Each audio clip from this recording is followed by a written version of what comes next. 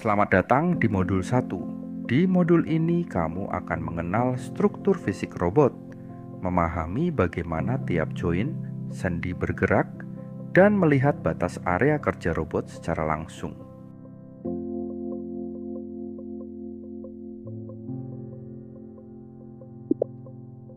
Ini adalah AB Begova CRB 15000, robot 6 aksis yang kamu gunakan di lab.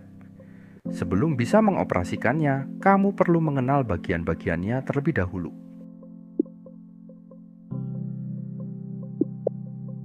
Robot ini terdiri dari base, 6 link, 6 join, dan tool center point TCPE di ujungnya.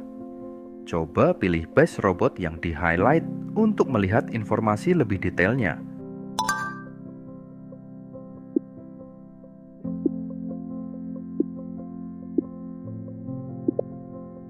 Selanjutnya, ada bagian robot yang disebut dengan link, fungsinya sebagai penghubung antar join. Qubit atau pinch bagian yang diinginkan untuk melihat informasi detail.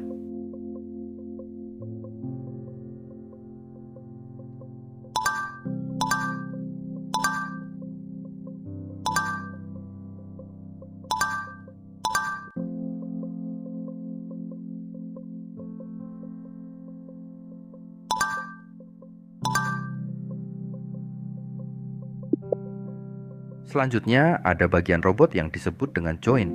Fungsinya sebagai siku bergerak robot.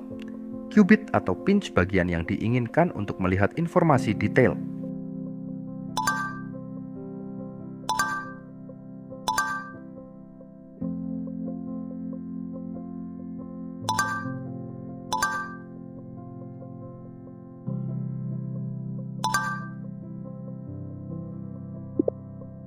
Lalu ada tool center point atau TCEP yang berada di ujung robotic arm. Bagian TCP ini bisa dipasangkan dengan berbagai alat lainnya.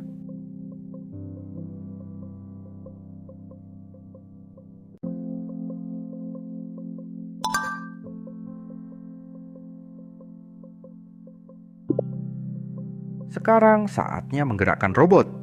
Robot ini memiliki 6 join. Masing-masing bergerak secara rotasi dengan batas sudut tertentu. Pilih salah satu join daripada pendan, lalu geser slider untuk mengubah sudutnya. Perhatikan bagaimana bagian robot di atas join tersebut ikut bergerak.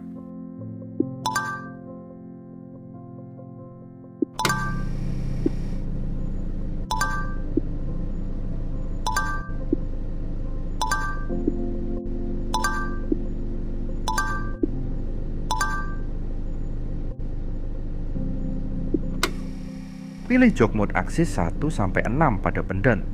Coba kamu gerakkan satu persatu join robot. Setiap join bergerak, maka posisi ujung robot TCP akan berubah. Inilah yang disebut forward kinematics. Dari join ke TCP. Coba gerakkan TCP ke bola kuning dengan jog mode aksis 1-6.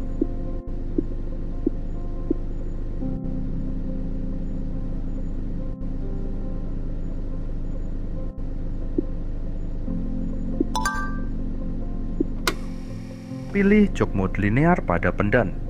Sekarang kamu langsung menggerakkan TCP ke posisi yang diinginkan. Secara otomatis, semua join akan bergerak menyesuaikan tanpa perlu mengatur join satu persatu. Inilah yang disebut inverse kinematics, dari TCP ke join. Coba gerakkan TCP ke bola kuning dengan jog mode linear.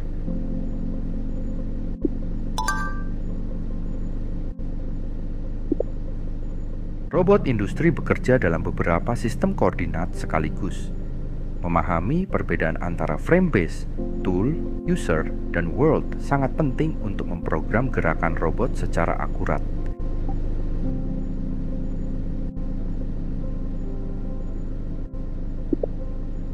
Base Coordinate System adalah sistem koordinat yang berpusat di pangkal robot, base. Sumbu Z selalu mengarah ke atas, tegak lurus terhadap lantai. Sumbu X dan Y membentuk bidang horizontal. Saat robot bergerak dalam mode base, semua perintah gerak diartikan relatif terhadap base robot, bukan terhadap posisi tangan Anda. Inilah sistem koordinat yang paling sering digunakan dalam pemrograman robot industri. Coba gerakan robot dalam mode base dan amati arah sumbu dari X, Y, dan Z yang tetap diam.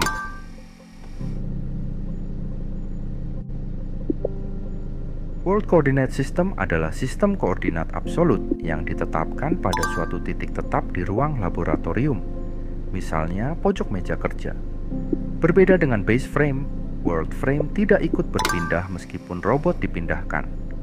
World frame Tool Coordinate System melekat pada ujung robot dan ikut bergerak serta berotasi. Sumbu Z selalu mengarah keluar dari flange, arah tool yang terpasang. Tool frame sangat penting untuk tugas yang memerlukan orientasi alat terhadap benda kerja, misalnya mengebor pada sudut. User Coordinate System adalah sistem koordinat yang dapat Anda tentukan sendiri di sembarang tempat dalam ruang kerja, misalnya di pojok meja kerja atau pada permukaan benda kerja.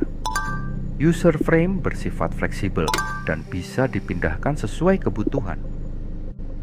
Hanya tool frame yang bergerak, karena frame ini melekat pada TCPE dan mengikuti join 6. World, base, dan user frame selalu tetap di posisinya, menjadi acuan referensi yang stabil untuk pemrograman. Inilah mengapa saat memprogram robot, kamu perlu memilih frame yang tepat. Gerak yang sama bisa Setiap robot memiliki batas area yang bisa dijangkau, atau disebut dengan workspace. Di luar area ini, TCP tidak bisa mencapai posisi apapun, seberapapun joinnya digerak. Ini adalah workspace robot kita. Jangkauan maksimum 1055 mm ke segala arah horizontal. TCP bisa mencapai ketinggian maksimum 1320 mm di atas mounting dan sedalam 790 mm di bawahnya. Coba gerakan robot hingga TCP-nya mendekati batas workspace. Perhatikan bahwa warna berubah berdasarkan dimensi mana yang paling dekat ke batasnya. Bisa dari sisi horizontal, atas, bawah, maupun blind spot di dekat base. Perhatikan area di dekat pusat robot. Ada zona yang juga tidak bisa dijangkau TCP. Zona ini disebut blind spot dengan radius 330. 1,3 mm dari pusat base.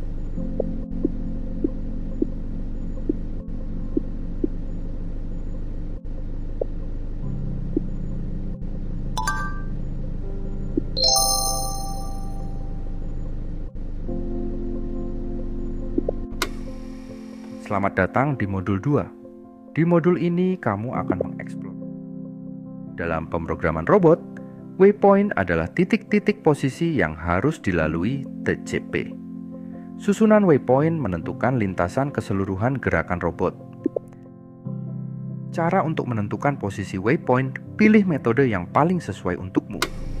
Virtual pendan, input koordinat posisi TCP secara manual melalui slider pada pendan.